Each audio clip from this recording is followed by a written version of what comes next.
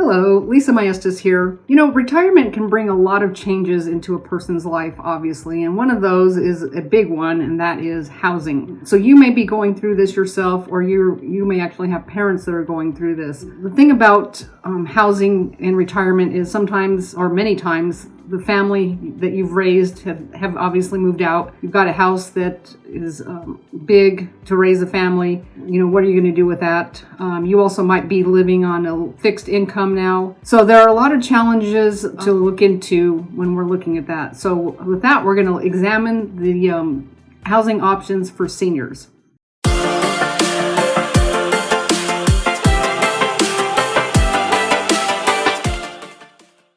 So an option for you might be what's called aging in place, and that is you stay in the house that you are currently in, that you've raised your family in, and that you've probably been in for a while. So there's a big advantage to that. One is you're not having to take on, selling this house, trying to move into another place. The other thing too is with aging in place, you can make some modifications. Perhaps you put the main bedroom on the ground floor so you're not having to climb stairs, which can be dangerous no matter what age you are really, but when you're a senior especially so. And then you can also put things in like grab bars like in your shower in the bathroom. That way you have something stable to hang on to. There's also some in-home services that will come to your home that can do some cooking, cleaning, and running errands for you. They may or may not be covered by Medicare, and they probably aren't, but at least it is an option for you to consider. So aging in place may be a good, viable option for you when you get into the retirement years. Another option for seniors, as far as housing goes, is,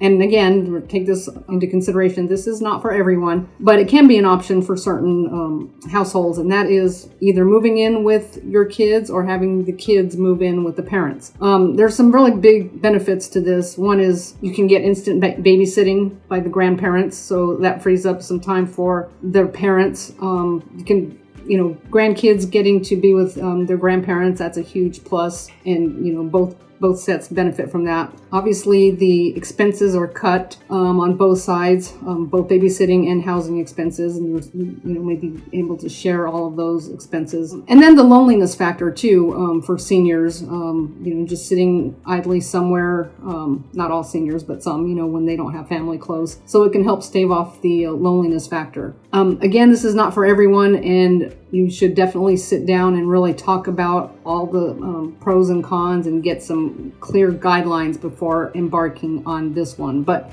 it also is a good option. Another option is kind of like ride sharing, but this is called house sharing. So perhaps if your house is big enough, you rent out a room to another senior. So then that way you're having the expenses of the household, depending on how much you charge, and also relieves some loneliness that you may have. And it also gets away from the family dynamics. Sometimes you have with your children or children with their parents, if you're thinking of that option. So this can be a real good benefit for both parties in a lot of different ways. So house sharing is another good option for seniors who are having this type of issue. Another really good option for housing in your senior years is independent living communities. So I live in Glendale, and just northwest of here is the community called Sun City. So I was just on their website, and I've been there before, obviously, but there are 130 chartered clubs in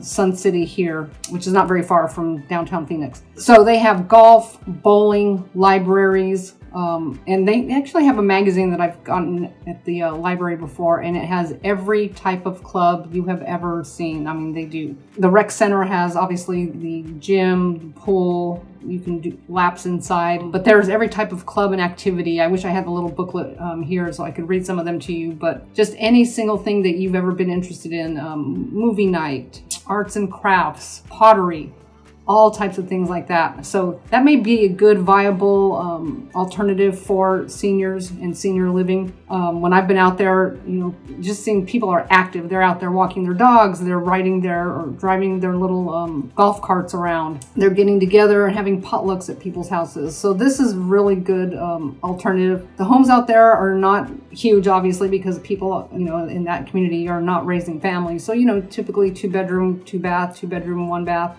1,200 to 1,600 feet typically. But you just see so much activity going on out there. It's really exciting. So that may be a good option. You might want to look into that in your communities. We've got a few of those communities, 2 in the Northwest Valley and then 1 in Mesa. So take a look at those in your community and see if that might be a viable option for you. Another option for seniors that might be a good alternative to living alone in a home is called assisted living. And what assisted living does is it serves as a bridge between independent living and nursing home care. So the staff there can help out with many types of activities, cooking, some of the housework perhaps, keeping on top of medications for the residents that live there. So that might be a viable option for a lot of seniors. And also, there are people around. There could be communal meals that are shared together in a cafeteria type setting. So again, this might be a good option for a lot of seniors that are out there. The next option for senior living is what's called a life plan community. Now what these do is they combine several living arrangements on a single campus to allow seniors to do the following. They can move from independent living, then move on to assisted living,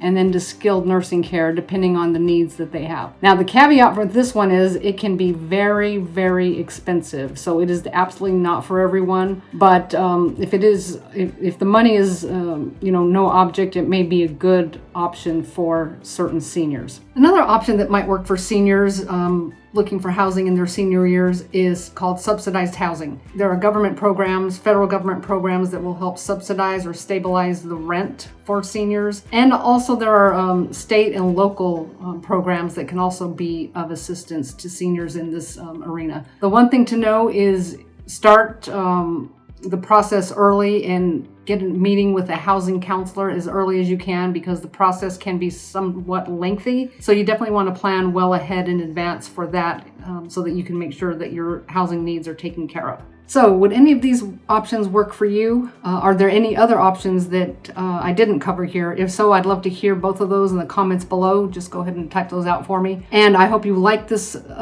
video and that you'll subscribe to the channel. And I look forward to seeing you on the next one. Have a great day.